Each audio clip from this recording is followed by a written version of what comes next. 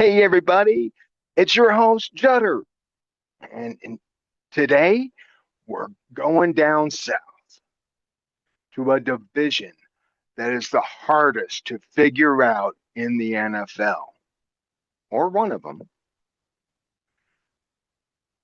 But yeah, you guessed it, the AFC South. So we're going to be talking about the Houston Texans, the Jacksonville Jaguars, the Indianapolis Colts, and the Tennessee Titans. I've got one question. Does anybody actually know what's going on in this division? Because I know I don't. And I'm probably somewhere, Hammy is looking at me going, speak for yourself. I made the pick. It wasn't that hard. Yeah, I'm sure you did. Just like you do every time that somebody goes in the kitchen and opens up a drawer or something, you expect food coming out of there that you can eat. Well, not everything that comes out of the freaking kitchen is a treat for you, buddy. However, 9 times out of 10, it probably is. But I'm not going there. I digress on this, okay? Just saying. Oh, it's so good.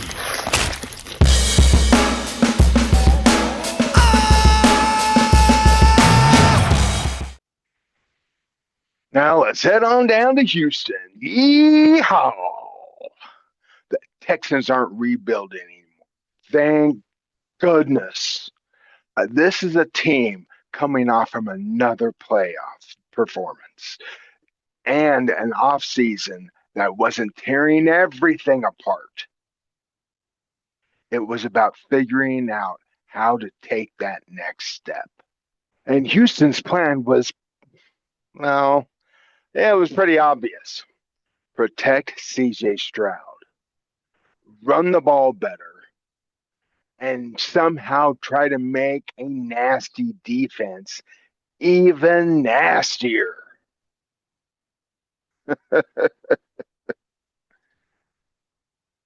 That's something that can be done. Well, let's start with the biggest question surrounding this team. Can they protect CJ Stroud? Because Stroud's number in 2025 weren't bad. He completed 64.5% of his passes for 3,041 yards, 19 touchdowns, and 8 interceptions in 14 games. His passer rating climbed to 92.9, up from 87 the year prior. And here's another interesting number. Stroud was sacked only 23 times in 2025. And that is down significantly from 52 times in 2024. Yeah, I said that right. 52 times.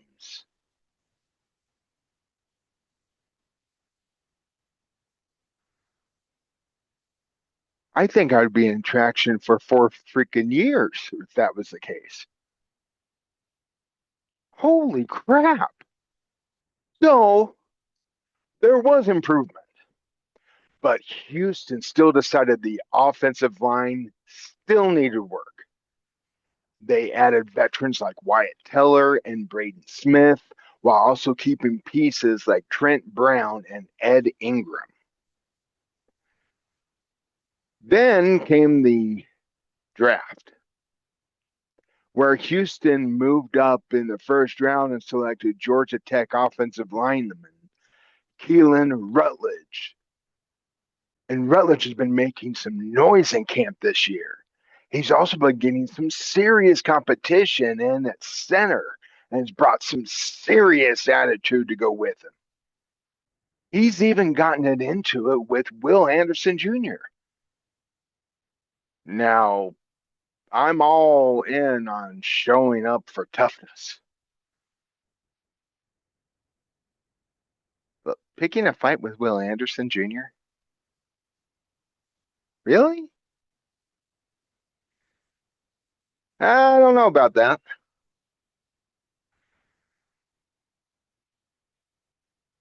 Yeah,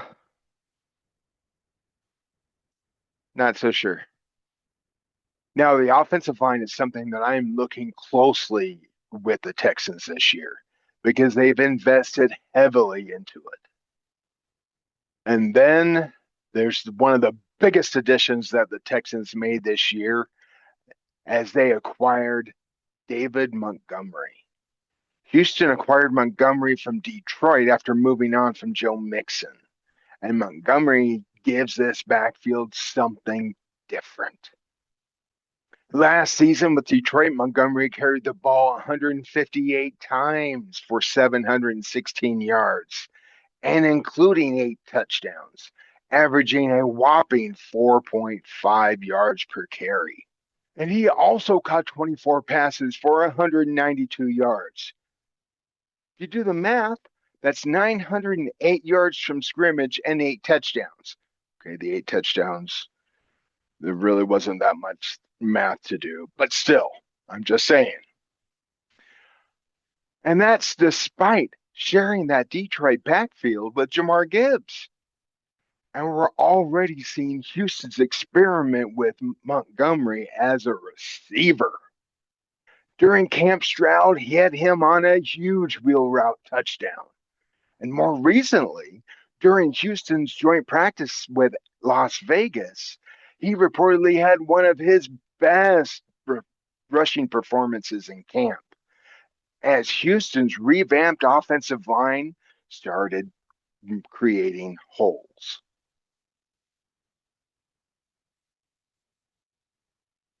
That's encouraging. And when Stroud does throw it, he still has Nico Collins. And Collins quietly had another excellent season in 2025. 71 catches, 1,117 receiving yards, and 6 touchdowns. And he averaged a ridiculous 14.5 yards per reception.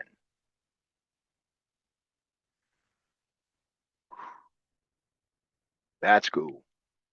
That's 3 consecutive seasons with more than 1,000 yards for Collins. So Houston already has a legitimate number one receiver. The challenge is getting enough consistency around him to make that offense more explosive. Now let's get to the part that scares me. That defense. Houston only allowed 4,713 total yards last season, while the Texans offense produced 5,559. Opposing quarterbacks threw for just 20 touchdowns against 19 interceptions. And Houston finished with a plus 17 turnover ratio.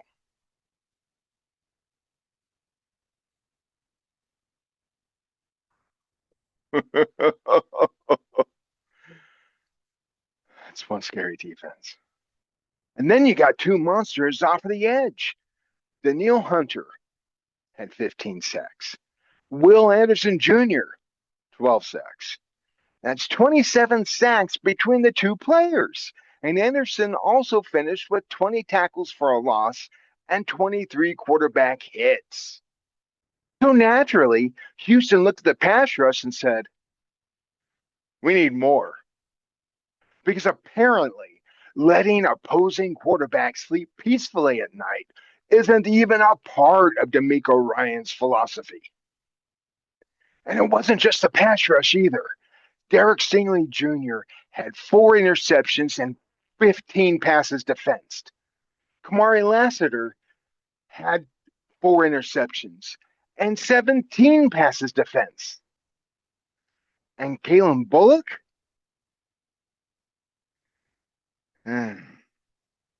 He just had 4 interceptions. Come on, man. You're slacking?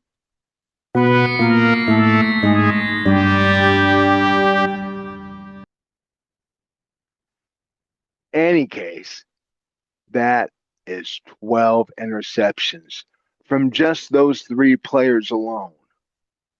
What? Great Googa Mooga. And the defenses continue to make plays during camp. Stingley has already picked off Stroud in team drills, and Anderson and Hunter are continuing to increase the pressure on the quarterback. During the joint practices against Las Vegas, Houston's defense already has reported producing pressure from both Anderson and Hunter and came away with 2 pick sixes. So, yeah, the defense is ready, I think. Houston has continued to invest in that defense through the draft. They traded up for Ohio State defensive tackle Caden McDonald with the number 36 pick overall. They later added linebacker Wade Woodaz and safety Kamari Ramsey. And Ramsey is already flashing during preseason.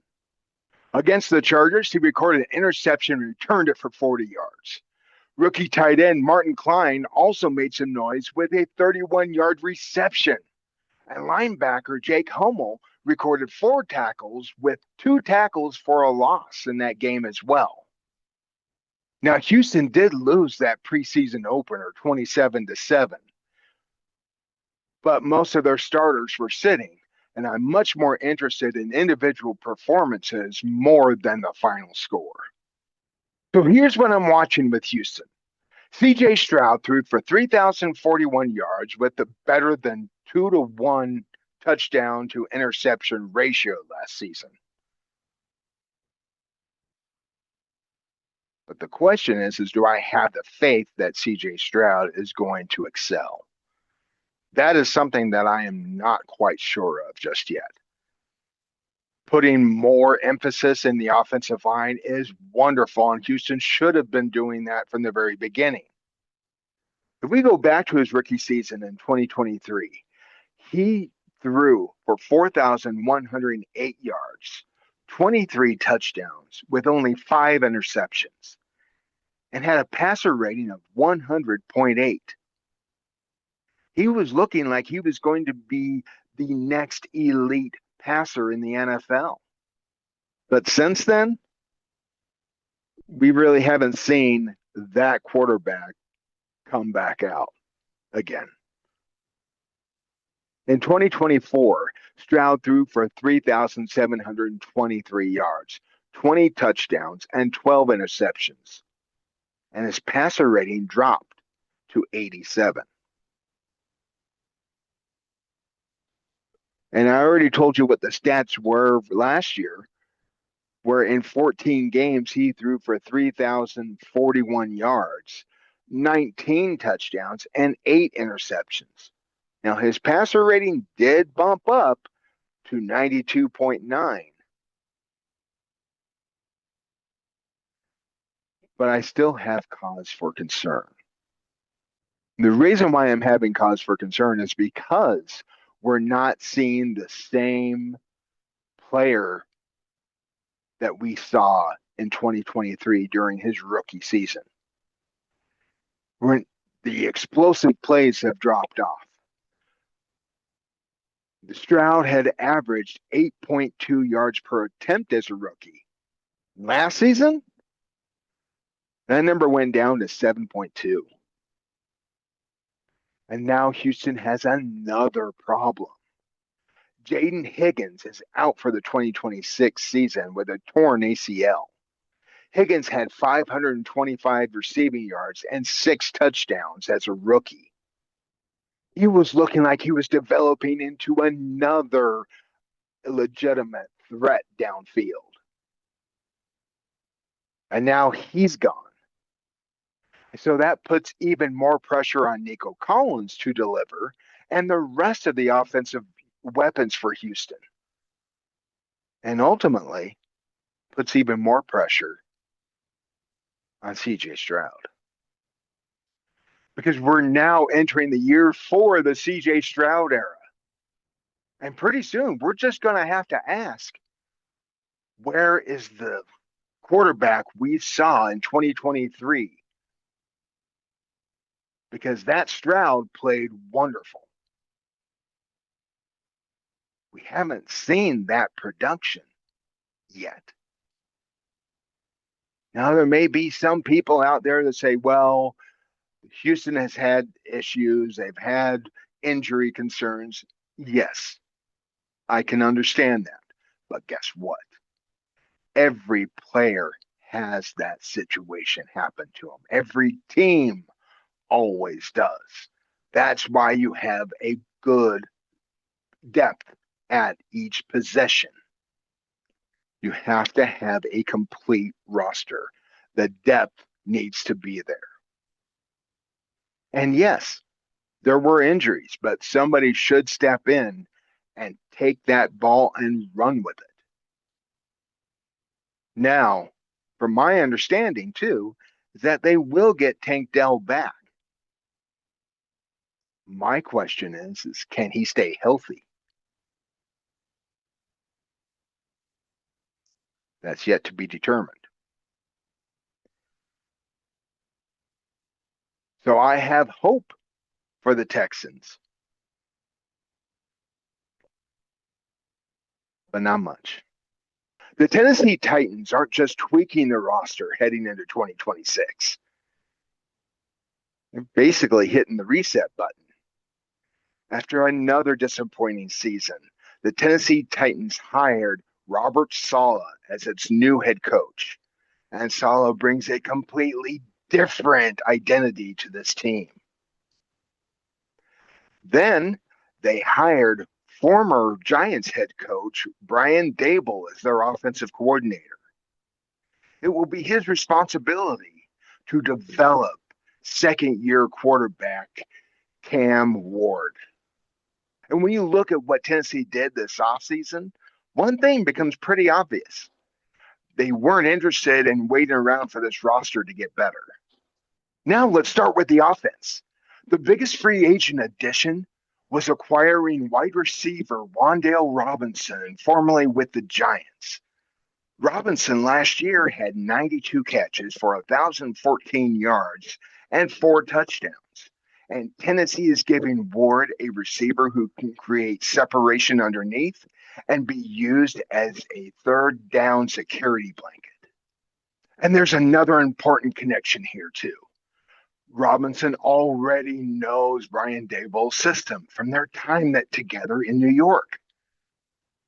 But Tennessee wasn't finished at receiver either. With the 4th overall pick, the Titans selected Ohio State receiver Carnell Tate. And this is where things get interesting. Tate finished his Ohio State career with 121 catches, 1,872 yards, and 14 touchdowns. In 2025 alone, he recorded 51 receptions for 875 yards and 9 touchdowns, averaging over 17 yards per reception. So now you've got Calvin Ridley, Wan'Dale Robinson, and Carnell Tate. And that's a heck of a lot more interesting than what they had during Cam's rookie season. And Tate started flashing almost immediately. During the 7 off-season practices opened up to reporters, Tate caught 17 passes, including some ridiculous one-handed catches that were also contested. And then in training camp, we saw a glimpse of the big play potential between Cam and Tate, especially when Ward threw a 70-yard bomb to Carnell Tate and blew past the cornerback. So if you're looking for a Titan rookie to watch, I'd say Carnell Tate. Now, ultimately, none of these moves matter at all if Cam Ward doesn't take that next step. And so far, it's been a little bit of good and a little bit of bad. So there's still a lot of room to grow. But under Dable, he certainly will grow. I have no doubt about that. During the 7 OTAs, he opened up. During the 7 OTAs open to the media, Ward completed 93 of 161 passes for 3 touchdowns. He opened training camp going 11 of 16 with 2 touchdowns, which was encouraging. Encouraging. But once the pads came on,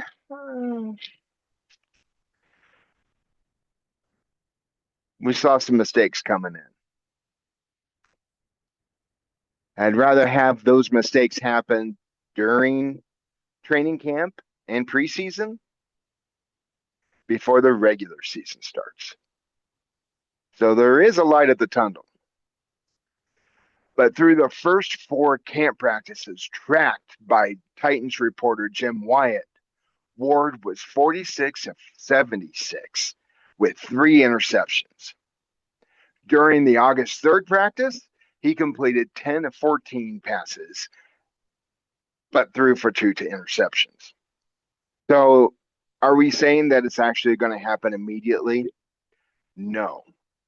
And going into having Ward coming into his second season with 2 separate offensive coordinators, that's a lot to ask for a newly appointed quarterback. There's going to be rough patches, but with Daboll, he'll get through them. And the defense, well, that might be my favorite part of Tennessee's offseason program. Saleh started loading up that defense. The Titans traded defensive tackle Devondre Sweat to the Jets for edge rusher Jermaine Johnson II. Now, Johnson had 13 sacks last year, 27 quarterback hits, and 20 tackles for a loss in his first 47 NFL games.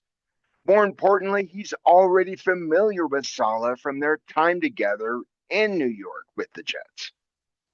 Then Tennessee signed defensive lineman John Franklin Meyer. I'll have to admit that as a Bronco fan, I loved John Franklin Meyer. In 2025, Franklin Meyer actually had 7.5 sacks. The year before, 7. Great production out of him.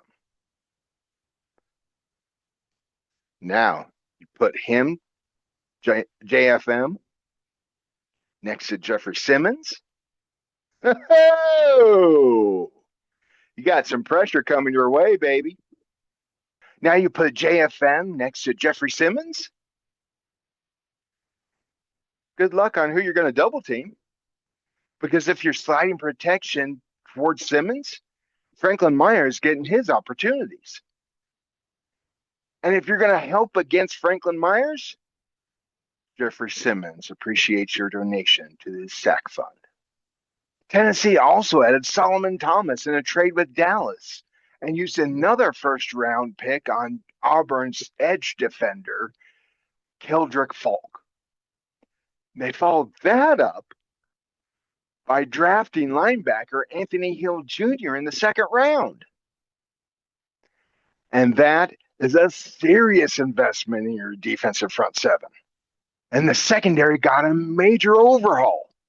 Tennessee moved on from L'Jarius Sneed, but they brought in Alontae Taylor, Cordell Flott, and Joshua Williams at cornerback. Taylor gives Saleh another versatile defensive back, and Flott adds competition to a secondary that is desperately needed for depth purposes. And Keep an eye on second-year corner Marcus Harris. He appeared in 14 games with 5 starts as a rookie, and he's been competing for that nickel corner role during camp. He appeared in 14 games with 5 starts as a rookie, and he's competing for that nickel role during camp. Now, when I look at the Titans entering 2026, I don't think of this as a finished product. But for the first time in a while, I can clearly see what they're trying to build. Saleh gets Jermaine Johnson, John Franklin Meyer, Jeffrey Simmons, Keldrick Falk, and a rebuilt secondary. Brian Daboll gets Cam Ward, Wandale Robinson, Carnell Tate, Calvin Ridley. The message is clear. Don't sleep on us. But we're coming. When I look at the Indianapolis Colts heading into the 2026 season, they look like they're an interesting team, or at least one of the most interesting teams in the AFC South. Because there are pieces on this roster I like. And there's just one problem. I don't trust Daniel Jones. And we'll get to that. Now, first, I want to give Indianapolis some credit for what they accomplished last season. The Colts finished 2025 with the 8th ranked best scoring offense in the league with 466 points. That's 27.4 points per game. They also ranked 9th in total yards with 5,880. And a huge reason for their success? Jonathan Taylor. Taylor reminded us that when he's healthy, he's one of the best running backs in the league. He finished 2025 with 323 carries for 1,585 yards and 18 rushing touchdowns. To add to that, he had another 378 receiving yards and 2 receiving touchdowns. That's a total of 20 total touchdowns and 1,963 yards from scrimmage. And Indianapolis still has some weapons around the quarterback. Alec Pierce broke the 1,000-yard mark for receiving with 47 catches for 1,003 yards and 6 touchdowns. But there's a number that jumps off the page. His yards per reception, 21.3. He was used to really stretch the field, and he could do it. And then you got their tight end, Tyler Warren, who had a very impressive rookie campaign with 76 catches for 817 yards and 4 touchdowns. Not to mention that, you also have Josh Downs, who gives them another receiving option underneath, as he recorded 58 receptions for 566 yards and 4 touchdowns. And then we talk about Daniel Jones, their quarterback. And yes, I did say earlier that I don't trust him, and I don't. I will have to say that before he tore his Achilles in week 14 of last year, he was playing amazing ball last year. He threw for 3,100 yards, 19 touchdowns, rushed for 5 touchdowns. He averaged 8.1 yards per attempt. And even the Colts said that they were leading the NFL in points with 32.1 since week 11 of last year. So the question is why don't I trust him? The reason why I don't trust Daniel Jones has nothing to do with his ability. It has everything to do with the consistency. Because we're just not talking about a quarterback coming back from a torn Achilles. Before he even tore his Achilles, his NFL career had been very inconsistent.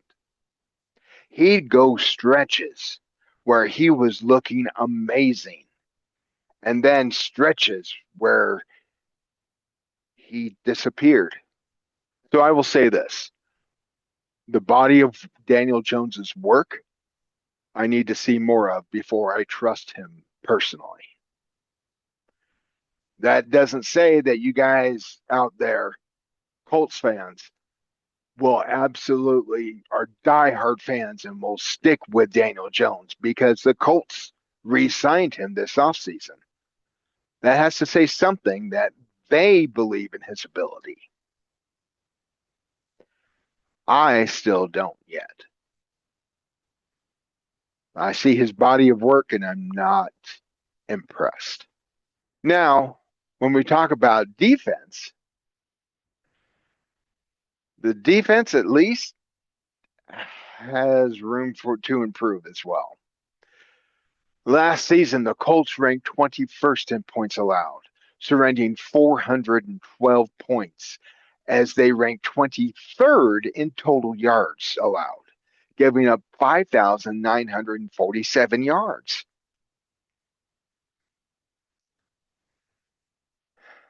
Now, the good thing is that the Indianapolis Colts responded by making some significant changes. Indianapolis responded by making significant changes. They traded linebacker Zaire Franklin to Green Bay for defensive tackle Colby Wooden and pass rusher Arden Key and Michael Clemens. Put those additions along with DeForest Buckner, and there are some potential on that defensive front seven. But here's where it ultimately comes all the way down to me for the Colts.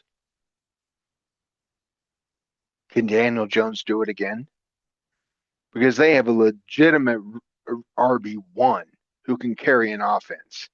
They have plenty of weapons now. Even though they did trade away Michael Pittman, they still have weapons on the roster. And they've got a young tight end that is an amazing talent. You have all these players. Can you just put it together again? And it may not take just this time for me to go, well, okay, all right. Because everyone can have one good season. It's stacking those seasons with them. And maybe he can. Maybe everybody is seeing something that I'm not. But I don't really believe or trust in Daniel Jones to be the leader for the Colts team. Trust me, I don't think Anthony Richardson is going to be the worth doing that. He was a wasted draft pick as well. But I digress from that.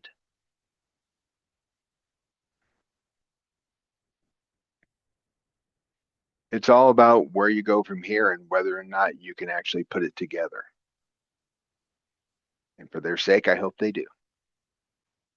When we talk about the Jacksonville Jaguars heading into the 2026 season, this isn't a team that's trying to figure out whether they can compete or not.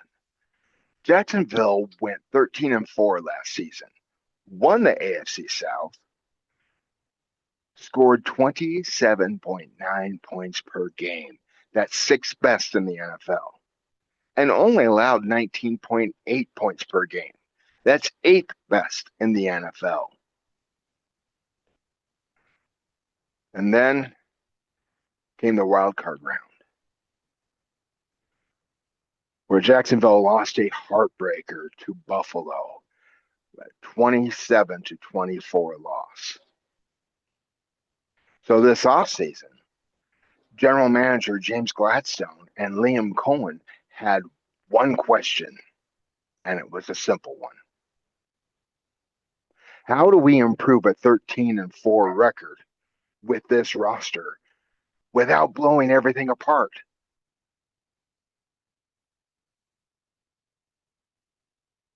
The answer was pretty simple.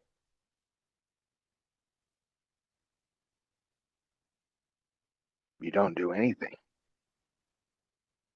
or you don't do much. Now, first, we're going to have to talk about Trevor Lawrence.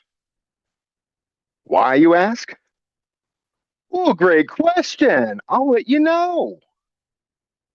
Because 2025, I'm sorry, it's the small things for me. It's okay. The 2025 season was the season Jaguars fans have been waiting for. Lawrence threw for 4,007 yards, 29 touchdowns, 12 interceptions, while adding an additional 359 yards on the ground and an additional 9 touchdowns as well. That's 38 touchdowns. So I'm not looking at a quarterback as a question mark heading into 2026. Lawrence showed he can run Liam Cohen's offense and win football games. But Jacksonville did make a pretty significant change behind him.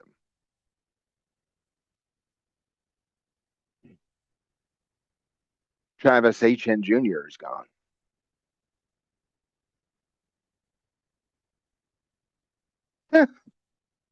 Etienne rushed for 1,107 yards and 7 total touchdowns last season. He also added an additional 36 catches for 292 yards and 6 touchdowns. That's nearly 1,400 yards and 13 touchdowns walking out the door. And you may be asking yourself, what did Jacksonville do to answer the Etienne loss? Well, it was simple. They picked up during the offseason former running back from the Washington Commanders, Chris Rodriguez Jr. Now, Rodriguez isn't Etienne by any stretch, but he is an interesting player. Last year with Washington, he had 112 carries for 500 yards and 6 touchdowns, which roughly is about 4.5 yards per carry. But don't forget about Bashal Tutin. As a rookie, Tutin had 307 yards rushing, 5 touchdowns on only 83 carries. So I'm thinking here that Jacksonville is telling us a little something. Instead of paying big money for a player like Etienne, why not use the running back by committee approach to replace that production? But we'll see. And then we get to Jacksonville Jaguars defense. They had one of the major hits this offseason by losing middle linebacker Devin Lloyd. Now, Lloyd last year had 81 tackles, 7 passes defensed, 5 interceptions, and 1.5 sacks last season. 5 interceptions. That is crazy to have that amount of interceptions for a middle linebacker. And to replicate that in 2026 is definitely going to be hard. Now, overall, Jacksonville Jaguars, a good team. They had 13 wins last season, which I'm sure they can replicate that again this season. They were ranked 6th in points scored. They were ranked 8th in defense and points allowed. That's a pretty good foundation to have. But there are two questions that I have. Can they replace Travis Etienne's production on the field using a running back by committee approach? And how much of a loss will that defense feel by losing Devin Lloyd? Well, I hope you enjoyed the episode. Now comes the time where we provide our picks. And when I say we, I'm also talking about my co host, Sammy. Come on now, his pick of the week. So I'm first going to do mine and then we'll do his. So the pick that I have for the team to win the AFC South is the Jacksonville Jaguars. I think they have a good defense. I think they can actually withstand the loss of HN. And that defense, I think, is going to go ahead and hold out on the loss of Devin Lloyd as well. So, but don't sleep on the Texans. They're definitely coming after it, and they'll be nipping at their heels. But I'm actually saying,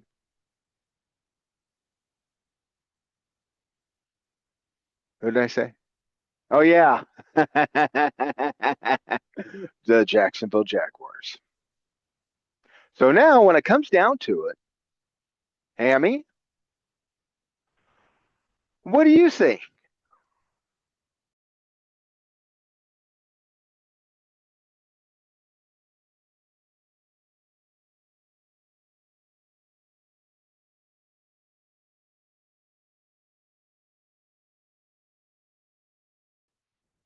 All right. Okay. What made you think of choosing the Colts?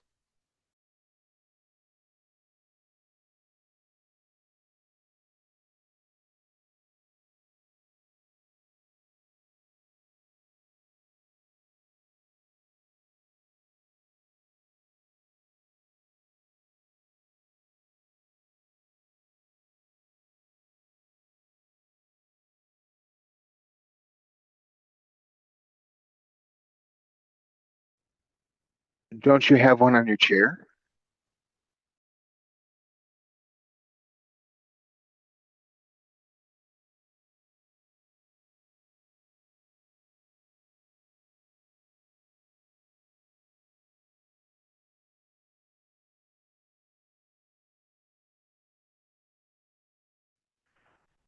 Oh, another one. Okay. We can renegotiate. Well, thank you so much. I hope you have a wonderful rest of your day. Thank you for tuning in, and I'll see you on the next episode. Bye. Oh, it's so good.